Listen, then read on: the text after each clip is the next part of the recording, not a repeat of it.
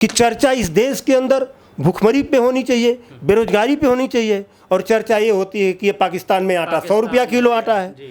तो ये बताइए कहाँ आम कैसे चूसा जाता है? चर्चा ये हो रही है। चर्चा ये नहीं हो रही कि मणिपुर में हिंसा कैसे हो रही है, उसको कैसे रोका जाए। चर्चा ये हो रही है कि 8,000 करोड़ से की फ्लाइट से प्रधानमंत्री जी अमेरिका कैसे पहुंचे। जो ये अफवाह उड़ाया जाता है कि इतने लोग मिलकर एक बीजेपी से नहीं, जो इन लोगों का जो गठजोड़ है, देश को लूटने का जो सिस्टम इन लोगों ने बना रखा है, उससे ये लोग लड़ने हमारे नेता जा रहे हैं। भारतीय जनता पार्टी की जो सरकार है वो 49 दलों के गठबंधन से बनी है। ये कुछ दल मिलकर 49 दलों से लड़ने जा रहे हैं, भाजपा अकेले से नहीं लड़ने जा रहे हैं। यह आपको सोचना होगा। दोस्तों, फिलहाल हमारे साथ बातचीत करने के लिए पप्पू कुमार यादव जी मौजूद हैं, जो समाजवादी नेता और आजमगढ़ से जिला पंचायत सदस्य भी हैं। हमारे साथ बातचीत करेंगे। दरअसल बातचीत करने का एक ख़ास विषय ये है कि हाल ही में हमने इनका एक पोस्ट देखा था जिसमें लिखा था कि सांड के पटकने से एक व्यक्ति की मौत हो जाती है। पप्पू कुमार यादव जी, मैं सवाल शुरू करता हूँ सीधा सा। सबसे पहला सवाल कि क्या गर्मी भुखमरी और गरीबी की वजह से जानें कम जा रही थी कि अब सांड पटकने की वजह से भी जाने जाने लगी हैं, और कोई प्रशासन हो, शासन हो, किसी के भी कान पे जू नहीं रेंगता, किसी को कोई फ़र्क ही नहीं पड़ता इस बात का। आज भी आवारा पशु आजमगढ़ की हर गलियों में मिल जाएंगे। क्या कहेंगे इस पर? देखिए, बड़ा बढ़िया सवाल आपका है कि गरीबी भुखमरी जी, आपने देखा होगा कि जैसे ही इस देश पर सत्ता परिवर्तन 2014 में जब होता है, बड़े आशा और विश्वास के साथ इस देश की जनता ने मोदी जी को प्रधानमंत्री बनाने का काम किया, और इस उम्मीद के साथ कि हमारे अच्छे दिन आएंगे। और उन अच्छे दिनों में सिलेंडर हमें 400 रुपये का मिल रहा था, ठीक है जी, और पेट्रोल हमें 65-70 रुपये का मिल रहा था उन बुरे दिनों में। हाँ, उनके हिसाब से बुरे दिन थे जी। लेकिन जब तुलना कब होती है, तुलना जब 5 साल 6 साल 7 साल आदमी जब समय बीत जाता है जी, तो आप जब अपने इतिहास से वर्तमान की तुलना करते हैं तब समझ में आता है कि जो 2014 में सपना दिखाया गया वो सपना कहाँ तक सही था जी। अब आप देख लीजिए कि महंगाई चरम पर है। जो दाल हमें 70 रुपया किलो मिलती थी, एक समय इन लोगों ने 200 रुपया किलो बेचवा दिया दाल माफियाओं के माध्यम से। तो कहीं ना कहीं इस देश के अंदर जैसे नोटबंदी एक तुगलकी फरमान था, जिसकी वजह से लाइन लगाकर लोग लाठियां खाएं और कई लोग उस लाइन में मर गए। उसकी जवाबदेही सरकार की थी, उसने जो इनकार कर दिया। अब तो नई चीज़ सुनने में आ रही है कि 500 के 85,000 करोड़ वो नोट बैंक में पहुंचे ही नहीं, जबकि जहां छपाई उसकी हुई थी वहां से वो निकले, तो 85,000 करोड़ रुपया वो गए कहाँ? तो निश्चित रूप से इस देश को एक सोची समझी साजिश के तहत आप सरकार पे उंगली उठा रहे हैं कि ये पैसा गया कहाँ? अरे मैं क्यों उठा? बिल्कुल एक जिम्मेदार नागरिक होने के नाते ये हमारा फर्ज बनता है, ये आपका फर्ज बनता है। बिल्कुल, ये आपको तो सबसे पहले बोलना चाहिए। ये जनता का पैसा, गाड़ी कमाई का पैसा, ये कहाँ गया? तो हर वो मुद्दा एक है जो आपका और सवाल है कि भूखमरी। तो देखिए, भूखमरी के कई कारण हो सकते हैं, लेकिन जिस प्रकार से आज़ादी के बाद से जब हमारे पास सुई बनाने की टेक्नोलॉजी नहीं थी और 2014 में आते आते हमने परमाणु विस्फोट भी कर लिया, हमने चंद्रयान छोड़ दिया था, हमारे हाथों में लैपटॉप टैबलेट आ चुका था, हमारे हाथों में एंड्रॉयड फ़ोन आ चुका था। उस समय जनता को भरमाया गया कि फला सरकार ने 70 सालों में क्या किया, कुछ नहीं किया, ऐसा कहा गया। लेकिन उस समय उसके बहुत पहले हम पाकिस्तान के 2 टुकड़े कर चुके थे। पूर्वी पाकिस्तान और पश्चिमी पाकिस्तान नाम के जो देश हुआ करते थे, हमने एक बांग्लादेश बनाने का काम किया इंदिरा गांधी जी के नेतृत्व में जी। तो उन्होंने कहा था कि हम एक सर के बदले 10 सर लाएंगे, और कहाँ चाइना पूरी की पूरी ज़मीन जो वो आमिर खान की एक फिल्म थी जो उसमें झील दिखाई गई थी, उस पर चाइना ने कब्जा कर लिया। और ये हमारे 56 इंची के सीना वाले प्रधानमंत्री जी कुछ नहीं कह रहे हैं। अब विदेशी, सुनिए, हम मानते हैं कि कुछ चूँकि हम भी राजनीति में हैं और छात्र संघ का अध्यक्ष सिवली कॉलेज का रहा हूँ, मैं समझ सकता हूँ कि कुछ पॉलिसी विदेश नीतियाँ हमारी होती हैं जिनको ओपन नहीं किया जा सकता है, लेकिन कहीं ना कहीं हमें ये सोचने पे मजबूर होना पड़ रहा है कि इस सरकार जो ये 2014 से सरकार बनी, हमें धोखा मिला, जनता को धोखा ही धोखा। अच्छा, मैं एक बात जानना चाहता हूँ। हाल ही में डिप्टी सीएम का आजमगढ़ में एक प्रोग्राम था, बड़े मंचों से सांसद दिनेश लाल यादव ने एक बात कही है, चाचा हो चाहे चाची, आजमगढ़ को अब भारतीय जनता पार्टी से कोई छीन नहीं सकता। अब सोचने की बात तो ये है कि बड़ी बात हो गई है कि जिसको समाजवादी गढ़ कहती है बड़े मंचों से, अब उसको कहते हैं कि भारतीय जनता पार्टी से कोई छीन नहीं पाएगा। तो समाजवादी के पास कोई गढ़ ही नहीं रह जाएगा ये कहने के लिए कि ये हमारा गढ़ है। समाजवादी खात्मे की तरफ है। देखिए, पहली बात तो किसी के चाचा और चाची हूँ, चाचा और चाची माने बाप और चाची माने माई भोजपुरी भाषा में। चाचा और चाची का सम्मान होना चाहिए। उन शब्दों में आपने जो व्यंग बोला वो नहीं बोलना चाहिए। चाचा किसी के हों, वो हमारे भी चाचा हैं, आपके चाचा हमारे चाचा हैं, जैसे नीरव भैया आप हमारे बड़े भैया हैं जी। दूसरी बात कि अगर कोई व्यक्ति कहे या कोई दल ये कहे, कोई दल हो ये कहे कि ये सीट हमसे नहीं छीन सकते, इसके मालिक आप नहीं हैं, इसकी मालिक जनता है। और समय आने पर जनता तय करेगी कि कौन यहाँ का सांसद बनेगा।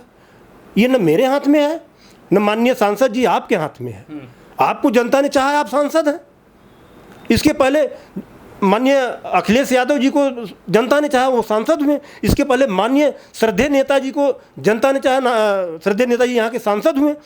तो ये आपके हाथ में नहीं है सांसद जी। अच्छा, अखिलेश यादव से क्या ये गलती हो गई थी? आजमगढ़ को छोड़ दिया था उन्होंने, सांसद अपना संसदीय वक्त जब सांसद थे, अपना ये वक्त आजमगढ़ को छोड़ दिए। उसके बाद आजमगढ़ से वो समाजवादी पार्टी हारी भी। क्या ये बड़ी गलती नहीं थी जिसको अपना कहते हैं उसके साथ पराया जैसा व्यवहार किया गया? देखिए, समाजवादी पार्टी के राष्ट्रीय अध्यक्ष जी आदरणीय अखिलेश यादव जी हमारे नेता हैं और उनका फैसला नहीं हो सकता है। ये समाजवादी पार्टी के जो बड़े लीडर हैं, बड़े नेता हैं, जो थिंक टैंक है, वो उनकी सोच है। और आप अपने हिसाब से गलती नफ़ा नुकसान समझिए। हमें अपने नेता पे पूरा विश्वास है और हमारे नेता का वो कदम बढ़िया कदम था। अच्छा, आजमगढ़ की जनता इस वक्त समाजवादी पार्टी के विधायकों से बड़ी नाराज़ है, क्योंकि 10 विधायक दे तो दिए, अपना काम जनता ने कर दिया समाजवादी के लिए, लेकिन वो विधायक काम नहीं करवा रहे हैं। और जब भी काम का सवाल अगर पूछा जाता है तो वो रोड को लेकर कहते हैं। अब जिस देश में 70 साल से सिर्फ रोड और नाले बन रहे हैं, वो देश आसमान तक कैसे उड़ेगा? देखिए, समाजवादी पार्टी के जो आजमगढ़ में 10 सीट है जी, 10 की 10 सीट पर समाजवादी पार्टी का कब्जा है, यह सत्य है। और रह गई बात काम न करने की, तो ऐसा नहीं है।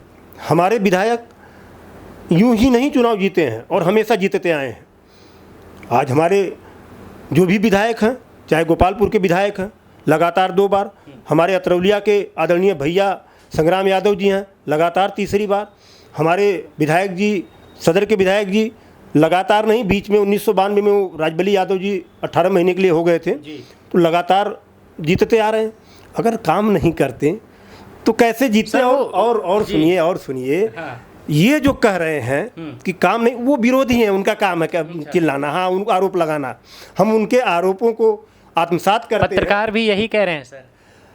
अब पत्रकारों का क्या है? पत्रकारों का तो अब कहने लगूंगा, पोल खोलने लगूंगा तो फिर तो आप यहाँ से उठ भाग खड़े होंगे। नहीं भागेंगे, क्योंकि हमने अभी जनता से पूछ कर आए हैं कि आपके क्षेत्र में कितना काम हुआ।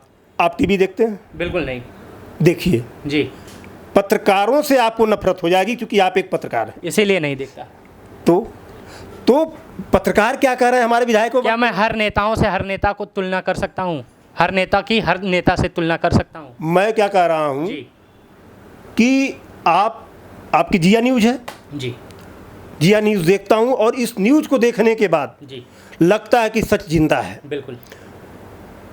और सारे पत्रकार हैं, रवीश कुमार जी को आप देख लीजिए, तो ऐसा नहीं है, लेकिन संख्या किसकी भारी है? हाँ, आप देख लीजिए कि चर्चा इस देश के अंदर भूखमरी पे होनी चाहिए, बेरोजगारी पे होनी चाहिए, और चर्चा ये होती है कि ये पाकिस्तान में आटा 100 रुपया किलो आटा है। तो ये बताइए कहाँ आम कैसे चूसा जाता है?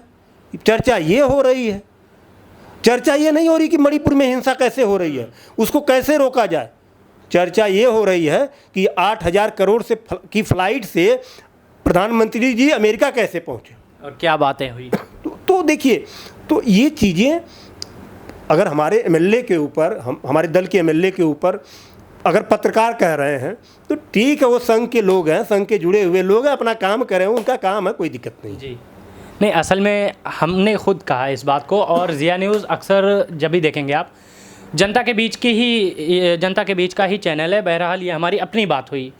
तो आने वाले वक्त के लिए क्या तैयारियां हैं समाजवादी पार्टी की? बस मात्र कुछ महीने और रह गए हैं लोकसभा चुनाव के, और ये बहुत बड़ा वक्त है खासकर सभी पार्टियों के लिए। क्या लगता है, किसी से गठबंधन होना, क्या चुनावी समीकरण कैसे होने वाले हैं आने वाले वक्त? देखिए, अगर जिले स्तर की बात आप करेंगे तो समाजवादी पार्टी के बूथों का गठन हो चुका है जी।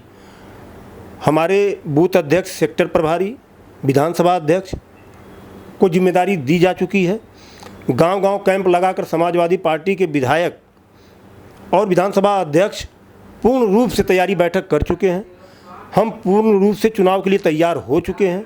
और रह गई बात राष्ट्रीय स्तर की, चूँकि मैं समाजवादी छात्र सभा का राष्ट्रीय सचिव भी हूँ, तो जो है अभी कल पटना में देश को बचाने के लिए, देश के संविधान को बचाने के लिए विपक्षी दलों के नेताओं की बैठक हुई। और ये पहली बार नहीं हो रहा है। आपने देखा होगा सोशल मीडिया पे कि किस तरीके से ट्रोल किया जा रहा है, आपको मालूम होना चाहिए। और उन कुछ क्या उनसे शब्द अंधभक्त लोग कहते हैं, मैं उन सम्मानित अंधभक्तों से कहना चाहता हूं कि बाबू, कभी कभी पोगो भी देख लिया करो, क्योंकि ये तुम्हारा डायलॉग है। जब इंदिरा जी सत्ता में थी तो पूरे देश के विपक्षी दलों ने मिलकर चुनाव लड़ा था राजीव गांधी के सामने, चाहे वो अटल बिहारी वाजपेयी रहे हो, चाहे मनमोहन सिंह रहे हो। जब इस देश के अंदर चुनाव होता है तो सत्ता पक्ष के उत्पीड़न के खिलाफ लोकतांत्रिक तरीके से इस देश की पार्टियां एकजुट होती हैं और अपने अपने प्रभाव क्षेत्र में प्रत्याशियों को उतारकर सत्ता पक्ष को मजबूर करती हैं सही काम करने के लिए। तो जो आपका सवाल, हम उस पर पुनः आ जाते हैं कि पटना में देश के बड़े नेताओं का, जिनके पास अपना व्यक्तिगत बेस वोट है जी, और 1700 कुछ एमएलए उनके पास, जो दल कल पटना में इकट्ठा हुए हैं, 1788 या 87 जो भी हो जी, इतने विधायकों के प्रतिनिधित्व वहाँ इकट्ठा पटना में कल हुए थे। अच्छा। और पूरे देश में उससे 400 कम बीजेपी के पास एमएलए हैं। तो इस गणित से भी आप देख रहे हैं, तो इस बार रह गई बात, तो वो हमारे नेताओं का काम है। विपक्ष में भारतीय जनता पार्टी को क्या लग रहा है कि सारे विपक्ष मिलके एक पार्टी को हराने की कोशिश कर रहे हैं?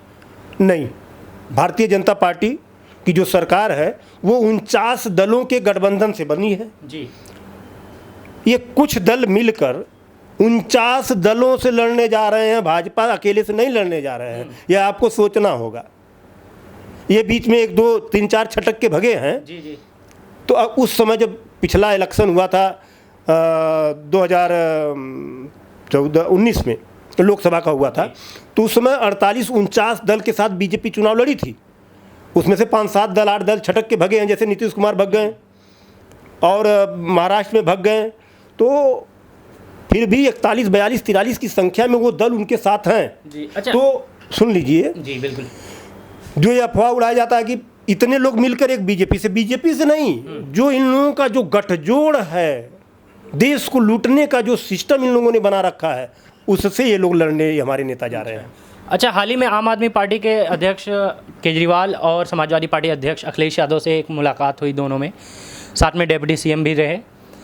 क्या गठबंधन की कोई बातचीत होने वाली है? कार्यकर्ताओं में कुछ ऐसी बात फैली है जो लगे कि हाँ कुछ एक्सक्लूसिव हो?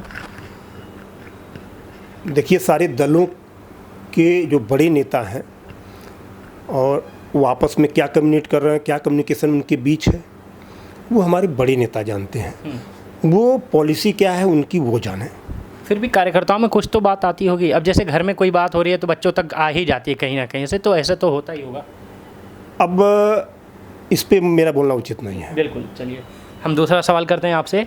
आजमगढ़ में समाजवादी पार्टी, उसके हारने के कारण क्या हो सकते हैं? क्या मुख्य कारण क्या हो सकते हैं? क्या काम का ना कराना? जनता क्या अपना अब जान चुके हैं कि समाजवादी काम नहीं कराने वाली है? या कौन से मुख्य कारण हो सकते हैं? वोट का बंटवारा। किस प्रकार? जैसे देखिए, जब बाई इलेक्शन लोकसभा के हुए तो आपको भी पता होगा कि जिस प्रकार जो समाजवादी पार्टी ने जिस प्रत्याशी को मैदान में उतारा जी वह प्रत्याशी जब सांसद हुआ करते थे बदायूं से, जी ओबीसी माइनॉरिटी एससी के हक और हुकूक के लिए जिस प्रकार से वो सदन में लड़ते थे, आप वीडियो उनकी देखिए, लड़ते थे, उतना शानदार प्रत्याशी फिलहाल हमारे पास था। और रह गई बात, साल 1.5 साल का चुनाव था, कुछ स्थितियां ऐसी घटी, बीएसपी, अब चूँकि बहन जी पे बड़ी नेता हैं, उन पे मैं तो कोई आरोप नहीं लगा सकता हूं, लेकिन कहीं ना कहीं बीएसपी के जो रणनीतिकार रहे उसकी वजह से वो कहीं ना कहीं मुझे लगता है कि वो बीजेपी को जिताने के लिए यहाँ अच्छा बीएसपी के रणनीतिकार, ना कि मैं किसी व्यक्ति विशेष को कर रहा मैं हूँ। फिर से एक बार सवाल टोकना चाहूँगा। आप कह रहे हैं कि बीजेपी को जिताने के लिए लोकसभा में आपके साथ ही बसपा, फिर समाजवादी को कैसे गठबंधन हो गया समाजवादी से? देखिए, राजनीति में कभी कोई किसी का सगा नहीं है और कभी कोई किसी का दुश्मन नहीं है। स्थितियाँ परिस्थितियाँ बदलती रहती हैं, ये अब किसी को भी आप उठा के देख सकते हैं। बिल्कुल जी, बिल्कुल। बहुत शुक्रिया पप्पू साहब हमारे साथ बातचीत करने के लिए, और मज़ेदार इंटरव्यू रहा आपके साथ बातचीत करने का।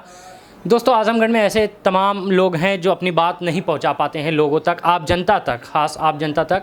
ऐसे महाअनुभवी लोगों के लिए ज़िया न्यूज़ हमेशा साथ दे रहा है। पप्पू जी, बहुत शुक्रिया आपने समय दिया। बहुत बहुत शुक्रिया आपका भी देखने के लिए ज़िया न्यूज़।